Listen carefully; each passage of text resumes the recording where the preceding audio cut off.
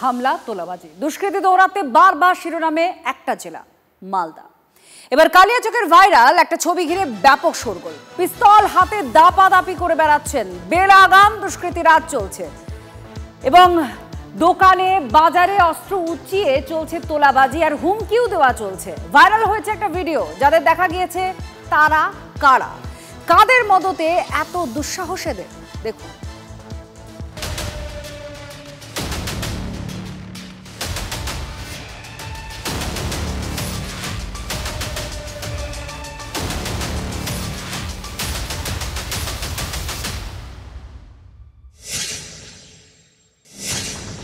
হাতে পিস্তল দাপিয়ে বেড়াচ্ছেন তৃণমূল নেতা কর্মীরা। আগ্নেয়াস্ত্র উঁচিয়ে দোকানে বাজারে তোলাবাজি, হুমকির অভিযোগ।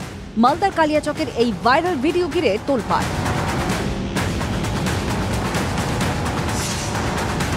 ক্যামেরাবন্দি তৃণমূল নেতা হাবিবুর রহমানের ছবি।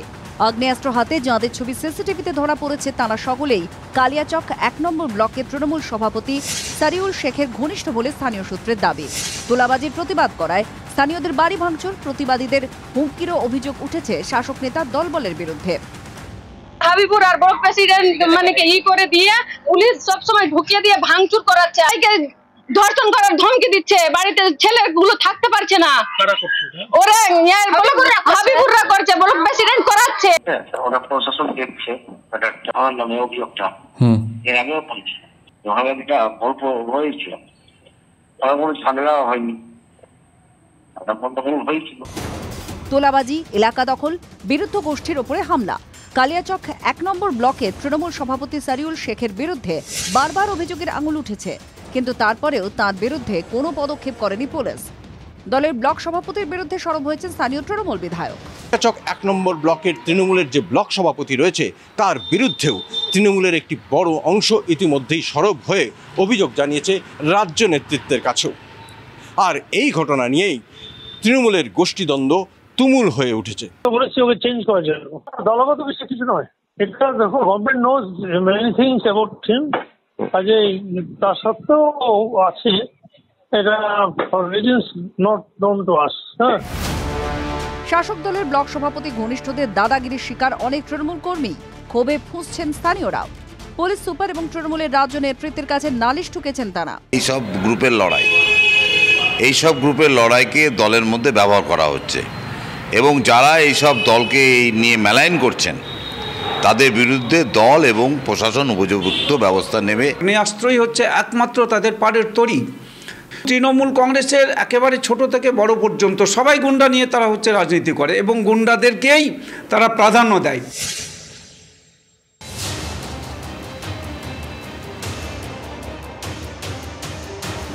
ইংরেজবাজার কালিয়াচক থেকে রতুয়া মোথাবাড়ি, মালদার অলিগুলিতে আগ্নেয়াস্ত্রের ছড়াছড়ি, দুষ্কৃতীদের দৌরাত্ম্য। বছরের শুরুতে তৃণমূল নেতা দুলাল সরকার খুন হয়েছিলেন, তারপরেও একাধিক জায়গায় শাসক কোন দলে গুলি চলেছে। এমনকি ভলিবল টুর্নামেন্টের উদ্বোধনেও গুলি চলার ছবি দেখা গিয়েছে। পরের পর ঘটনায় উত্তরের এই জেলার আইন শৃঙ্খলা বারবার প্রশ্নের মুখে পড়েছে।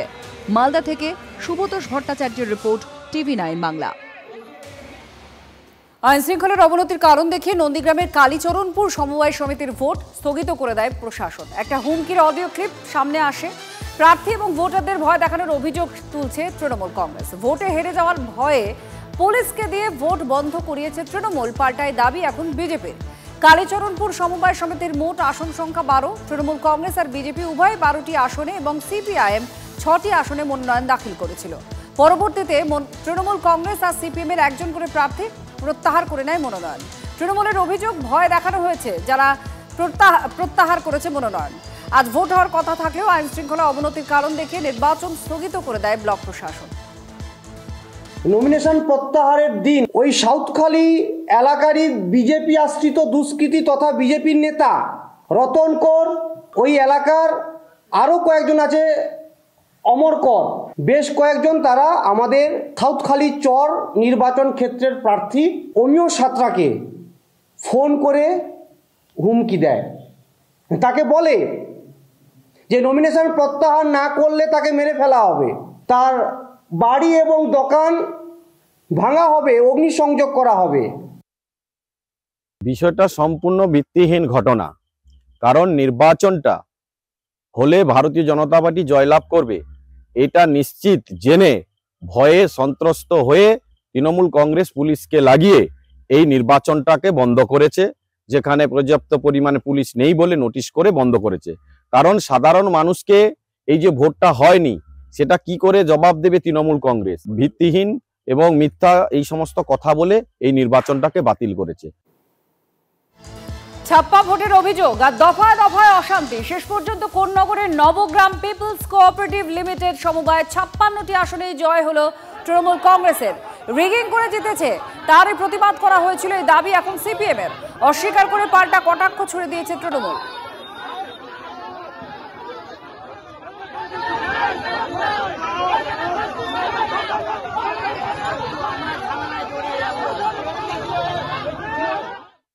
হয়েছে তো আজকে সময় ব্যাংকের ভোট নির্বাচন ছিল, নির্বাচনে পুলিশ তো আমাদেরকে কোনো সহযোগিতা করেনি, ভোট হয়ে গেছে কোনো রকম ছাপ্পা দিয়ে বা যাই হোক ভাবে ভোট হয়েছে। তো আমরা এখানে শান্তিপূর্ণ পথ অবরোধ চলছিল আমাদের পার্টির নেতৃত্বে, সেখানে একটা উচ্ছৃঙ্খল পরিস্থিতির সৃষ্টি হয়। সেখান থেকে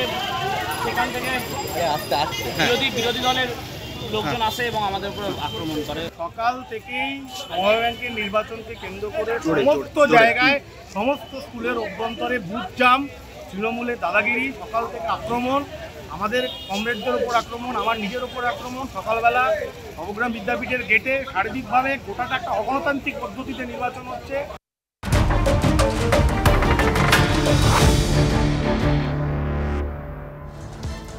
আশিস বন্দ্যোপাধ্যায় ছাড়া অন্য কেউ বীরভূমে বৈঠক ডাকতে পারবে না, কড়াই নির্দেশ তৃণমূল শীর্ষ নেতৃত্বের। আশিস বন্দ্যোপাধ্যায় ছাড়া বীরভূমে কেউ আর বৈঠক ডাকতে পারবে না, কড়াই নির্দেশ তৃণমূল শীর্ষ নেতৃত্বের। কলকাতায় মিটিং করেন অনুব্রত মণ্ডল, তারপর জেলায় তিনি বৈঠক ডেকেছিলেন, তারপরেই এই নির্দেশ এসেছে বলে আমরা জানতে পারছি। কারণ জানবো, সৌরভ গুহা আমাদের প্রতিনিধির সঙ্গে রয়েছেন। সৌরভ, কেন এই নির্দেশ দেওয়া হয়েছে শীর্ষ নেতৃত্বের তরফে? দেখো, গতকালই কিন্তু ভবানীপুরে কাজল শেখ এবং অনুব্রত মণ্ডলকে নিয়ে আশিস বন্দ্যোপাধ্যায়ের উপস্থিতিতে আলাদা করে তৃণমূলের নেতৃত্ব সুব্রত বক্সী, ফিরাদ হাকিম তারা কিন্তু বসেছিলেন। সেখানে গোষ্ঠী দ্বন্দ্বের ঊর্ধ্বে উঠে সংঘবদ্ধভাবে লড়াইয়ের কথাও বলা হয়েছে এবং যাতে কোনো সমস্যা না হয়, দল যাতে কোনো বিড়ম্বনার মধ্যে না পড়ে। তারপরেই আমরা কি দেখলাম, 21 তারিখ বীরভূম কোর কমিটি এবং এর পরবর্তীকালে জেলা কমিটির বৈঠক। এই দুটি বৈঠক ডাকার সিদ্ধান্ত হলো, যে বৈঠক কোর কমিটির চেয়ারম্যান আশিস বন্দ্যোপাধ্যায়ের ডাকার কথা, কিন্তু অন্য একটি হোয়াটসঅ্যাপ গ্রুপে অনুব্রত মণ্ডল সেই বৈঠকটি ঘোষণা করেন। এটা নিয়ে জল অনেক দূর গড়ায়। কেন তিনি শৃঙ্খলা ভঙ্গ করেছেন এবং অনধিকার চর্চা করেছেন? কারণ তিনি এখন কোর কমিটির একজন সাধারণ সদস্য, তিনি সভাপতিও নন, চেয়ারম্যানও নন, ফলে বৈঠক ডাকার কোনো অধিকার তার নেই। এ ব্যাপারে যখন শীর্ষ নেতৃত্বের কাছে গোটা বিষয়টি আসে, অনুব্রত মণ্ডলের কাণ্ড কারখানায় বেশ ক্ষুব্ধ শীর্ষ নেতৃত্ব আরো একবার জানিয়ে দেন যে একমাত্র বীরভূমের ক্ষেত্রে কোর কমিটির চেয়ারম্যান আশিস বন্দ্যোপাধ্যায় কোনো বৈঠক ডাকবেন, অন্য কেউ নন, অনুব্রতও নন, কাজলও নন, অন্য কেউ নন। ধন্যবাদ। এবার পরের খবর। পাঠানকারী পঞ্চায়েত অফিসে বসে সরকারি পোর্টালে কারসাজি করা হচ্ছে।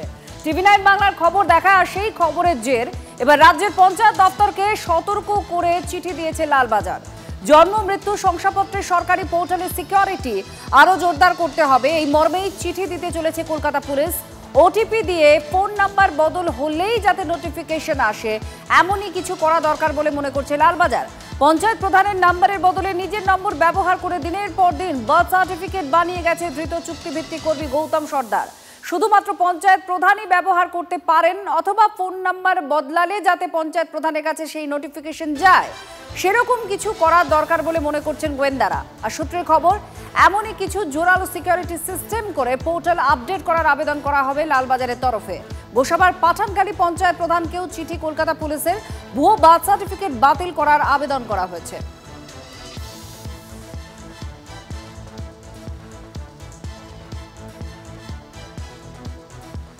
আর এই গোসাবার পাঠানকালী পঞ্চায়েতের ঘটনায় এনআইএ তদন্তের দাবি করলেন রাজ্য বিজেপির সভাপতি। শাসক দলকেও কটাক্ষ করেছেন সুকান্ত মজুমদার। এই করেই তো এরা চালিয়েছে না রাজ্যটাকে। কিছু এই ধরনের মানুষ তারা রাজ্যের ভবিষ্যৎটাকে বিক্রি করে দেওয়ার ব্যবস্থা করেছে।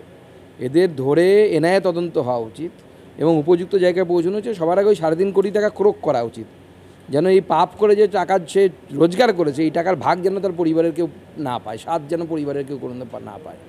ভারত আর পাকিস্তান সংঘাতে নাক গলাতে গিয়ে মুখ পড়েছিল ডোনাল্ড ট্রাম্পের। ধাক্কা খেয়েও এবার ইসরায়েল ইরান যুদ্ধে মধ্যস্থতার বার্তা দিচ্ছেন সেই মার্কিন প্রেসিডেন্ট ডোনাল্ড ট্রাম্প। দিল্লি বারবার অস্বীকার করলেও ভারত পাকিস্তান যুদ্ধ থামানোর দাবি বারবার করে এসেছেন ডোনাল্ড ট্রাম্প। আর সেই উদাহরণ টেনে এবারও মধ্যপ্রাচ্যের দুই দেশকে শান্তি আলোচনার আহ্বান জানিয়েছেন তিনি। প্রেসিডেন্ট থাকাকালীন প্রথম দফায় সার্বিয়া, কসোভো, মিশর, ইথিওপিয়ার সম্পর্কের শীতলতা কাটিয়েছেন বলেও দাবি করেছেন মার্কিন প্রেসিডেন্ট। ট্রাম্পের দাবি, আলোচনা চলছে, দ্রুত ইরান আর ইসরায়েলের সম্পর্কেও শান্তি ফিরবে।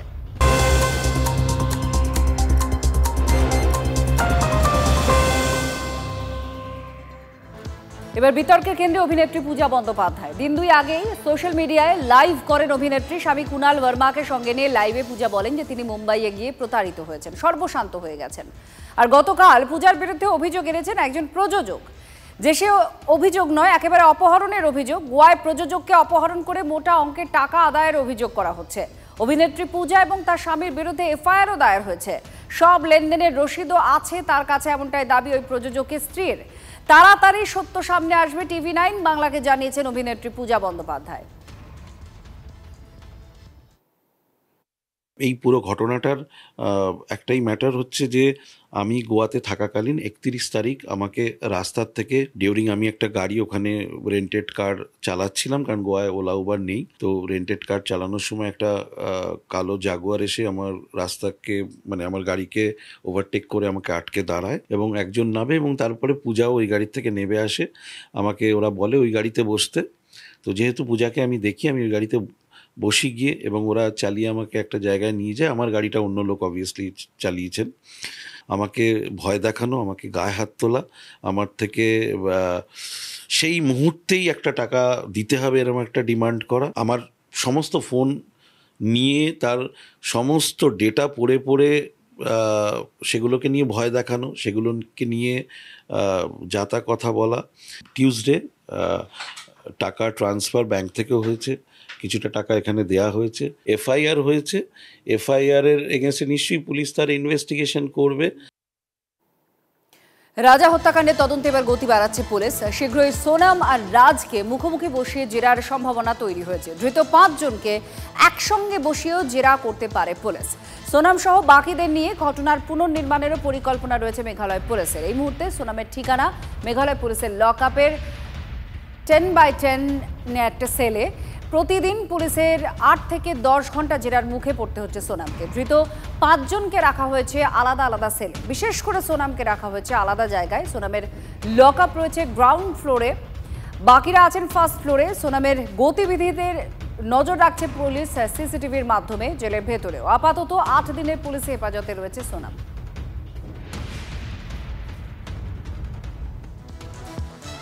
মেঘালয় হোমস্টে থেকে কয়েক ঘন্টার জন্য গায়েব হয়ে যান সোনাম আর রাজা। চাঞ্চল্যকর এই দাবি হোমস্টের মালিকের।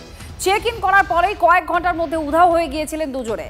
22শে মে ওই হোমস্টেতে চেক ইন করেন রাজা আর সোনাম।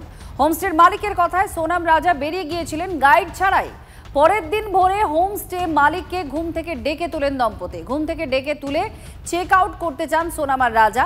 23শে মে খুন হন রাজা রঘুবংশী। Deadly Dreamliner. এবার লন্ডনের আকাশেও বিপত্তি। লন্ডন চেন্নাই ব্রিটিশ এয়ারওয়েজের বিমানে যান্ত্রিক ত্রুটি দেখা যায়। হিথ্রো বিমানবন্দর থেকে ওড়ার পরেও হিথ্রোয় ফিরল বিমান। ওড়ার পর বিমানের ফ্ল্যাপে বড়সড় ত্রুটি দেখা দেয়। দুর্ঘটনা ঠেকাতে আকাশে জ্বালানি ফেলতে বাধ্য হয় বিমান। হিথ্রোয় ফেরার পর উড়ান বাতিল ঘোষণা করা হয়। ফের প্রশ্নের মুখে পড়েছে বোয়িং 787 ড্রিমলাইনারের সুরক্ষা ব্যবস্থা।